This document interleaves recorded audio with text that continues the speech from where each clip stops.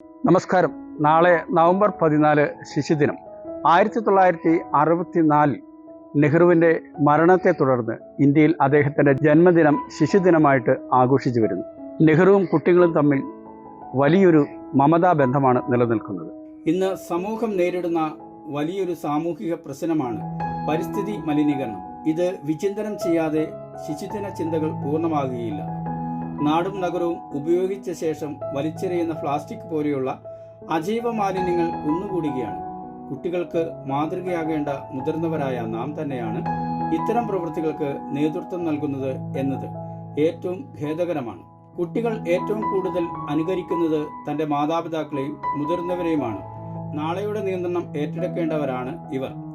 ഇവരുടെ സാന്നിധ്യത്തിൽ വെച്ച് ഗുരുതരമായ പാരിസ്ഥിതിക പ്രശ്നങ്ങളെ നിസ്സാരതയോടെ കൈകാര്യം ചെയ്യുവാൻ രാഷ്ട്രീയ പ്രവർത്തകർ എന്ന് അഭിമാനിക്കുന്നവർ പോലും തയ്യാറാകുന്നത് ഈ ശിശുദിനത്തിൽ കുട്ടികൾക്ക് തെറ്റായ സന്ദേശം നൽകുന്നു എന്ന് നമുക്ക് പറയാതെ നിവൃത്തിയില്ല.